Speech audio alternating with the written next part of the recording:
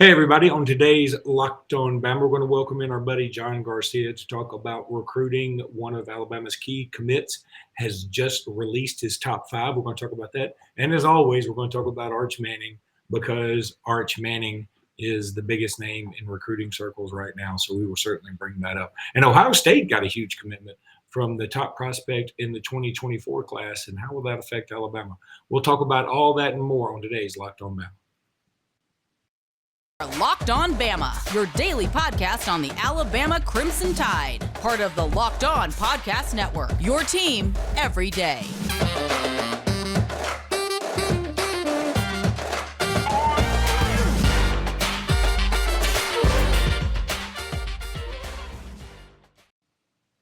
Hey, everybody, and welcome back into Locked On Bama. Luke Robinson, that's me. Jimmy Stein, that's normally him, but not today. It's John Garcia, our recruiting specialist. John, how you doing today, buddy? I'm doing well. Just trying to keep up as usual. Yeah, I mean, it's difficult. You know, you're in high demand right now.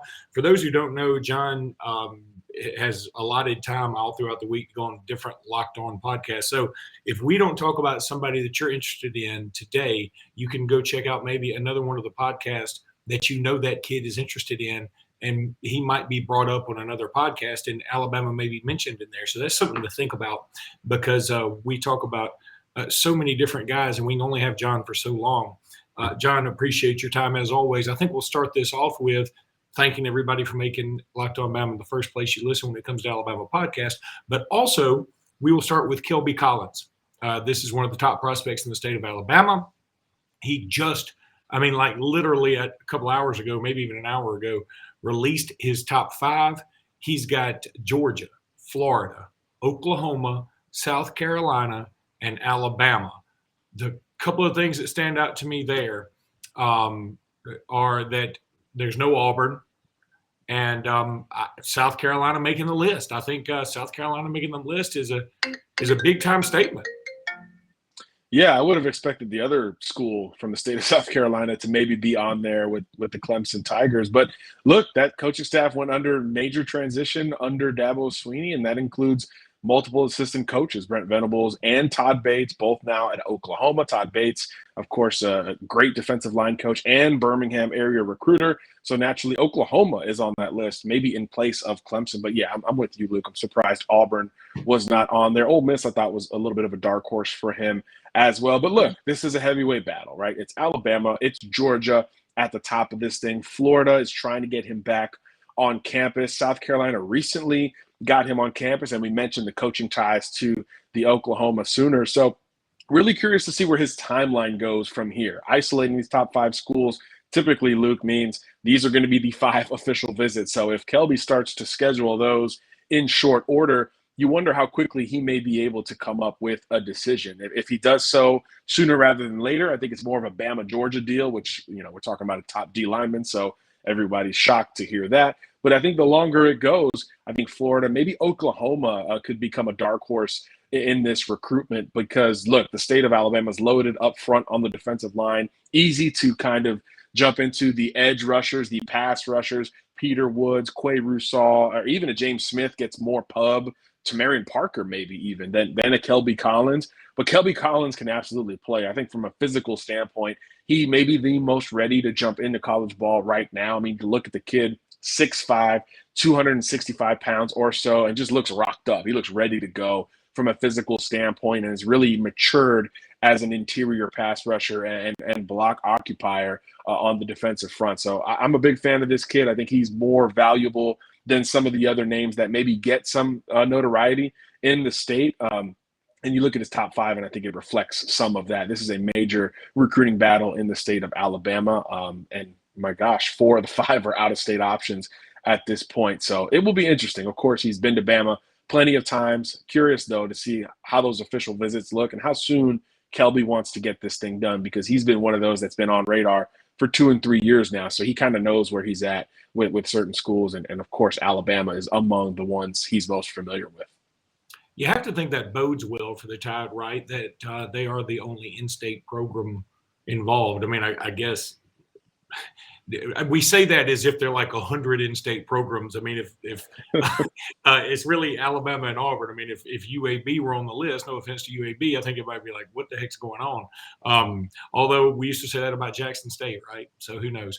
But I think That's true. I think it does bode well for Alabama. I want to tell everybody right now about Built Bar, John. And when we come back, we're going to have our latest Arch Manning update, some new developments there. But right now, when it comes to Built Bar, you need to go to built.com, use promo code LOCKED15 for 15% off that order. All Built Bars and Puffs are covered in 100% real chocolate. That means that with Built Bar, you can eat healthy and actually enjoy eating. That is usually very difficult to do. Go to built.com, use promo code LOCK15 to get 15% off your order. As I said, you want to use 15%. You want to get 15% off that order by using promo code LOCK15. You can go to built.com, get all your favorites. They've got like banana cream pie and raspberry double chocolate, yada, yada, yada. They've had carrot cake before. They don't have carrot cake right now, but I love the carrot cake. I hope they bring it back. Here's fingers crossed they bring back carrot cake flavor because that's my jam. Go to built.com, promo code LOCK15, get 15% off that order. All right, let's talk a couple of quarterback notes here. Last week, all the rage was, hey, Arch Manning's eliminated Alabama. Eli Holstein is being crystal balled to Alabama left and right, and it just appears that's what's going to happen. And I've even heard rumors that the Mannings were did not have a great last visit to Alabama because of something that was sort of rather innocuously said about Nick Saban that gave them pause to think he will be there throughout his entire career. I feel very, very sure about this. If Arch Manning were to commit to the University of Alabama, now this is just Luke talking. Yes, it's an educated guess, or it's an uneducated guess because it's me talking. But I really firmly believe this based on everything I know. If Arch Manning were to come to the University of Alabama, Nick Saban would be there for his duration. I can't guarantee it because things happen. I believe it wholeheartedly. So I think the thing about getting Arch Manning that would be awesome is you have Nick Saban for at least 3 more years. Now, again, he may feel the same about all that with Eli Holstein. I don't know, but I just think Arch Manning's that kind of cat. And but now this week, Arch Manning has made it clear, no, Alabama's still right in the thick of this thing, and Alabama was visiting the other day. What's going on with Arch? Well, yeah, not only was Bill O'Brien on campus Monday, but so was Pete Golding. So you had the positional and OC recruiter, and then the regional recruiter with Pete Golding, of course, who's been really good for Alabama in the state of Louisiana and has a rapport with the Manning family. Look, Arch confirmed what we've been saying for the long stretch, not the most recent stretch, but the long stretch. Look, it is Georgia, Alabama, Texas atop this thing. He's probably going to take official visits to all 3 schools. And like we've talked about on here, Luke, I have a hard time imagining Nick Saban saying, hey, forget about him. Let's turn the page to Eli Holstein, which has nothing to do with Holstein's athletic profile and his recruitment in general. I think he is very high on that board for Alabama, but I just have a hard time seeing any of these schools wait for Arch to say no to then move on, or to not wait for Arch to say no for before they truly move on and turn the page towards the next quarterback. And look, and Arch confirmed that this timeline is kind of wide open. And I think that's what makes this thing so fascinating as you look at the quarterback dominoes elsewhere, not only with Holstein, but with other quarterbacks, Dylan Lonergan, many others. Arch ain't close. He's not close. He said it. He said, if I knew where I was going, I'd be done and committed, because he certainly doesn't want to talk to us in the media like he was kind of ambushed on Monday by multiple reporters from multiple outlets. And that leaves the door open for other schools. Unofficial visits, maybe to Florida, LSU could be in the works as well. So I do think that this thing has plenty of time left between now and a verbal commitment. I think late summer is the absolute earliest where Manning will look to make a decision. But it looks like this thing could go into the fall, which could make things interesting. How patient is Georgia? How patient is Alabama in this conversation? Texas, we know, is kind of all in, right? They really don't have other clear targets at this point. Bama's got Holstein, Dylan Lonergan. Georgia's got Lonergan, a couple others, Dante Moore, that they've been high on for quite some time. And every other contender for Arch Manning has recruited other quarterbacks. So how long are they willing to wait? And I think with him being clear on the timeline, that this thing's going to extend a little bit further. So I think Bama's going to wait a little bit longer. to get that quarterback commitment. But if they end up with one of these two guys from the state of Louisiana, with Holstein being the other, you're in good shape if you're Alabama. The quarterback room is strong now. There's depth behind Bryce Young, at least from a talent perspective, with Milroe and Ty Simpson. So you feel good about where you're at just in general if you're Alabama on the quarterback front. And you should. I mean, it's been a quarterback round robin. Whoever's been the guy, the last 3 or 4 starters are all NFL guys. And that's not something that all these schools or really any of these other schools can say. Speaking of quarterbacks, and I know this is not Locked On Buckeyes, but they get a commitment from Dylan Raiola. Raiola? How do you say it? Yeah, Raiola. Dylan Raiola. Okay. I mean, a lot of vowels in there, man. I was doing the best I could do. But they get a commitment from him, who looks to be the best quarterback in the 2024 class. How does that affect anything? If first of all, it is Alabama related in the sense that Ohio State is a regular in the college football playoffs, and Alabama and Ohio State have played each other twice in these playoffs. So I feel like it goes without saying they could easily meet up again, even this year with C.J. Stroud going up against Bryce Young would be very cool. But so I mean, what does that do? Anything? Does that make any dominoes fall anywhere? Yeah, I think so. You know, there's a little bit of chatter about Raiola potentially reclassifying, pulling a Quinn Ewers and going to school early. That would, of course, be after his junior season this fall. So still a lot of, waiting in between now and confirming that. But if that's the case, that could remove Ohio State in the running for 2023 quarterbacks. And those affect Alabama on the recruiting trail. We mentioned Dante Moore. Ohio State's been in that race for quite a while. But more importantly to Alabama, Eli Holstein's been linked to Ohio State just a little bit as this thing expands. And we just talked about Arch Manning taking his time and Alabama theoretically awaiting Arch taking his time. So that could open the door for more programs to get involved with Eli Holstein. We know Florida is one of them. We know Texas A&M is trying to reel him back in, as he was once a former verbal commitment to Jimbo Fisher. But Ohio State has been recruiting Eli Holstein to a degree. So if they feel better about Raiola and being done with quarterbacks until 24, or the fact that he may reclassify, if they pull out of the Eli Holstein race, I do think that is something that could help Alabama stay in it for the long haul. Because if Eli's impatient, let's say, and he wants to get this thing done, Ohio State could have been one of those options. So if the Raiola domino knocks out anything for this 23 class, yes, it could positively impact Alabama down the line with 23 and obviously eventually 2024 recruiting, as Bama looks to continue this elite run it's been on at the position. So always worth keeping an eye on for on-the-field purposes, as you mentioned. But there is recruiting dominoes to where it could affect Alabama in this current class with Holstein. So, again, they all affect one another, so it's always fascinating to track. One more segment with John Garcia after I tell everybody about Rock Auto. This episode is brought to you by Rock Auto. With the ever-increasing numbers of makes and models, it's now impossible for your local chain Autoport store to stock all the parts you need. They just can't do it. Why endure the often pointless or seemingly intimidating questioning like, is your Honda Odyssey an LX or an EX? You don't know. You don't pretend like you know. You don't know. And wait while the person behind the counter orders the parts on their computer. They're just slapping that computer with their fingers, not really caring, choosing the only brand their warehouse happens to carry. Look, go to rockauto.com, save time and money. You can save 30 to 50, even 100%. Look, that Honda Odyssey we talked about, a fuel pump, is $353 from the chain store. It's $216 from Rock Auto. That's so cool. Go to Rock Auto. It's a family business serving do-it-yourselfers for over 20 years. Go to rockauto.com right now and see all the parts available for your car or truck. Right, Locked On in the How'd You Hear About Us box so they know that we sent you. All right, John, NIL, I mean, I know it may not be your expertise, but it's interesting.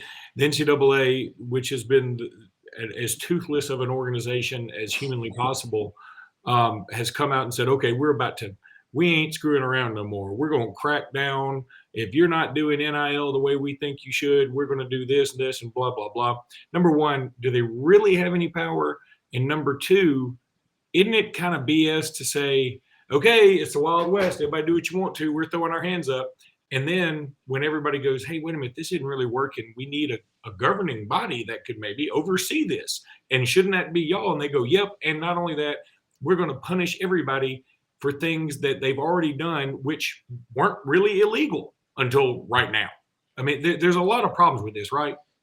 Yeah, that last part in particular. I mean, going retroactively into these relationships and recruiting, really transfer portal recruitments, and looking into it, I think is going to be really rough because there were certainly some gray areas that were livable 2, 3 days ago versus today, where now all of a sudden that is an issue. So I do think that that's a bit, of classic NCAA overcorrecting, as we always see with that governing body. But I think the front end of what you said, it makes a lot of sense too. This is something that the NCAA took a step back on less than a year ago, Luke. I mean, 10 months ago was when NIL began, July 1st of 2021.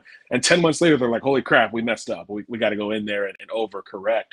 So anytime you do something so drastic one way and then reverse it to go back the other way, beyond it being hypocritical, it certainly creates a lot of guidelines that are almost built to be broken. But even if you prove that, hey, school X was operating illegally, how are you going to prove that, with documents? How are you going to show that, yes, these groups, these boosters that they are now being called, these NIL collectives were contacting recruits before the coaches were?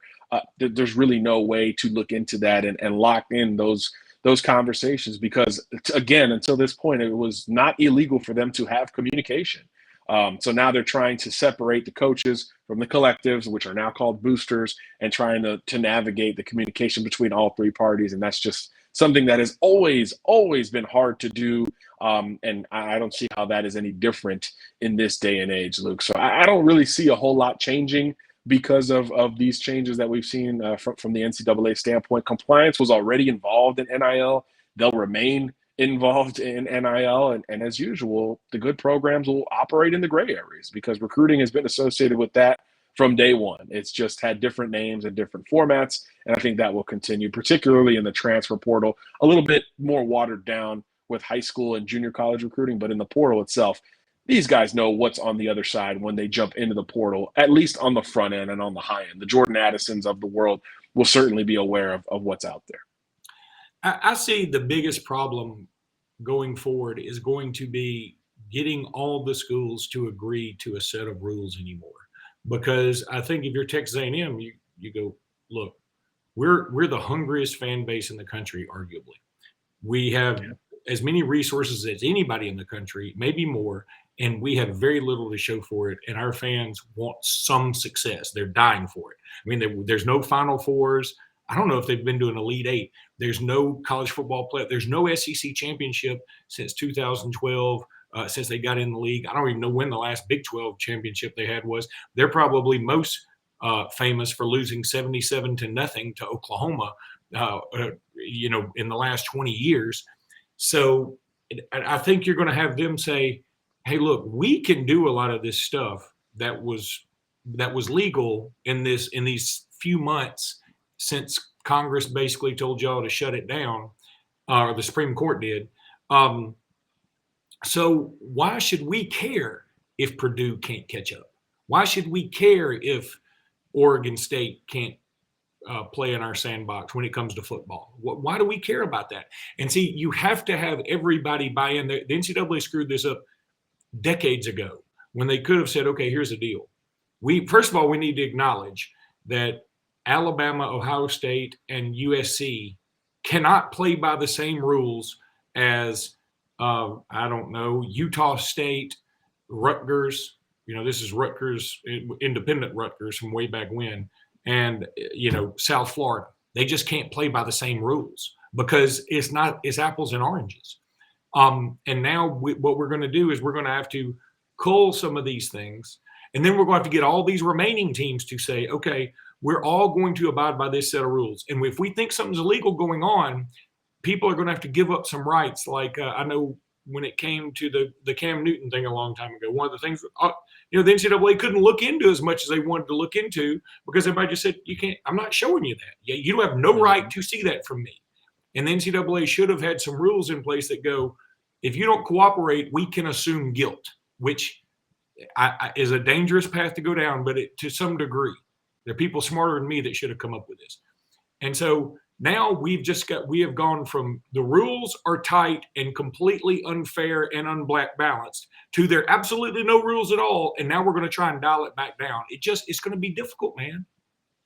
Exactly. And I think that's where the NCAA has been overwhelmed for quite some time, Luke. And look, and you go back to Cam Newton and all that. If it would have gotten worse, the feds would have gotten involved anyway, right? Yeah. So when it gets to a certain point, the NCAA already kind of hands it off to those who have more resources on their end to actually dig into it. So I do think that's still going to be in play. But they seem less prepared to handle any kind of transition from NIL as they try to establish a redirect from what they did 10 months ago. So, yeah, I'm with you. There's really no way to put all these schools in one box. And that's why a lot of people feel like this is just one step closer to this super conference that we've been hearing about for quite some time, and just throwing amateurism out the door, and in some cases the educational element of all this out the door, and just recognizing it for what it is. I mean, some people will tell you, look, it's already the minor leagues of the NFL. When Alabama plays Georgia, this is an NFL showcase as much as it is the pageantry of the SEC in Atlanta and all that fun stuff. And then for the title game, this is really about, I mean, did you watch the draft a couple of weeks ago? It was about that. It was about that. So I really don't see how this helps that conversation, which with the NCAA is obviously the bigger issue than cheating or the gray areas in recruiting at the high school or portal era. It is about maintaining what you've got now with the NCAA, which most people recognize is something that they have overstayed, from a governing perspective. And if this is one step closer to that changing, that's what should worry the NCAA more than a couple extra dollars in somebody's pocket. And I know you've got to run, but I've always thought this. I don't know why they can't just say, okay, college is to prepare you for your path, your career going forward. And I certainly see the value in taking English and creative writing and blah. I see the value. But if I am Will Anderson, you know what I see the value in? Tell me let me take classes on press conferences. Let me take classes on financial management. And also let me take as many coaching classes or football strategy classes I can mix in there. Let me take those classes. I don't need to take any more math unless it's adding up my dollar bills, y'all. That's all I need to take. And if college truly is about preparing you for your future career, then I think that's what it should be. Jabari Smith at Auburn, J.D. Davison at Alabama. These two guys, they didn't even spend a year at school. But you're going to tell me that they got anything from that? And then here's the other thing: they could, in my opinion, they can come back and graduate anytime they want to either one of those universities. And I feel like it would have behooved Jabari or JD to take classes on public speaking, take classes on, anything that involves what they're literally going to be doing. If I'm Jabari Smith, I say I don't need to take English, 106 or whatever. I don't even remember college designation anymore, but I don't need to take history. I need to take stuff that helps me because I'm not going to be here very long. And I want to take everything out of this university that I can while I'm here making y'all money. I want to take what I can out of it that helps me in the future. And I think those are selling points people are missing. They always make it sound like, oh, you should just be yearning for learning. No, because if they didn't have to go to school, J.D. Davison and Jabari Smith wouldn't be in school. They have to go.